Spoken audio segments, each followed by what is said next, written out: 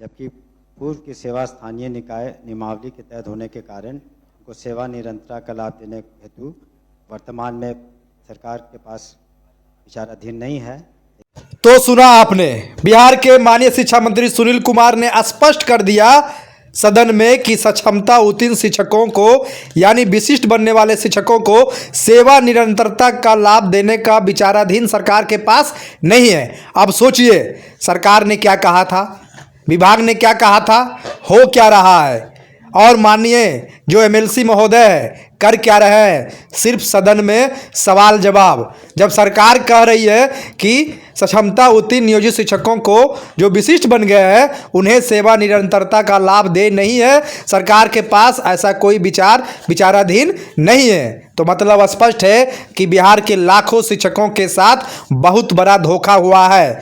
और आज सदन में बीजेपी एमएलसी जीवन कुमार ने जब सरकार से स्पष्ट वक्तव्य की मांग की तो उन्होंने सदन में ही माननीय शिक्षा मंत्री के माध्यम से स्पष्ट कर दिया कि क्षमता उत्तीर्ण तमाम जो नियोजित शिक्षक विशिष्ट बने हैं उन्हें सेवा निरंतरता का लाभ दे नहीं है। अब होगा क्या, आगे क्या नहीं होगा, इस पर कुछ कहना बेवकूफ़ी है, क्योंकि सरकार जो कहती है वो करती नहीं है और जो करती है वो कहती नहीं है। तमाम जो वादे थे, तमाम जो उनका वक्तव्य था, सब झूठे साबित हो रहे हैं। आगे स्वयं सुनिए सदन की कार्रवाई के दौरान माननीय एमएलसी बीजेपी जीवन कुमार ने क्या सवाल पूछा और माननीय शिक्षा मंत्री बिहार सरकार ने क्या जवाब दिया।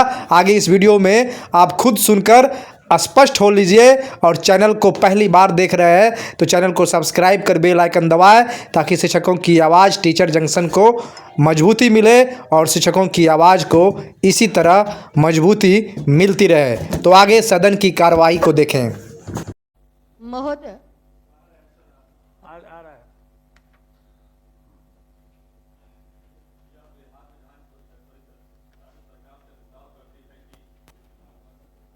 वह सक्षमता परीक्षा उत्तीर्ण स्थानीय निकाय शिक्षकों पुस्तकालयध्यक्षों को विशिष्ट शिक्षक बनने के उपरांत सेवा निरंतरता सहित प्रोन्नति एवं अन्य वित्तीय लाभ प्रदान करे।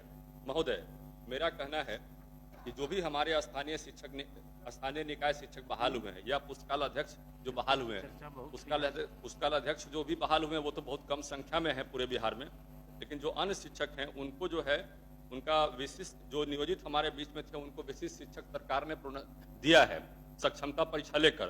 लेकिन कई जगह ऐसा है कि उनको लाभ एमएससीपी का लाभ जो उनको नियोजन के क्रम में मिलना था वो लाभ नहीं मिला और कई लाभ से उनको अभी विशिष्ट शिक्षक नियमावली में जो है उनको वंचित कर दिया गया। मेरा कहना है कि सैलरी लगातार किसी का बढ़ता है घटता तो नहीं है, लेकिन जब उनको निरंतरता नहीं देना है तो कोई ना कोई तो उसका रास्ता निकालना पड़ेगा। और निरंतरता एक अहम प्रश्न है पूरे बिहार में। हम लोग कहीं भी जाते हैं तो सेवा निरंतरता की बात होती है, इसलिए इस पर सरकार को गंभीर होना पड़ेगा। और माननीय मंत्री से हम इसमें स्पष्ट वक्तव्य चाहते हैं कि इसमें क्या सरकार का रुचि है, क्या सरकार चाहती है। ठीक है माननीय मंत्री। महोदय, वस्तुस्थिति यह है कि भारत के संविधान अनुच्छेद 309 के परंतु के तहत बिहार विद्यालय विशिष्ट शिक्षक नियमावली 2023 समय समय पर तथा संशोधित अधिसूचित की गई है। उक्त नियमावली में प्रावधान है कि स्थानीय निकाय में नियुक्त जैसे स्थानीय निकाय शिक्षक जो क्षमता परीक्षा उत्तीर्ण हो चुके हैं वो योगदान की तिथि से विद्यालय अध्यापक के समान दर्जा प्राप्त करते हैं।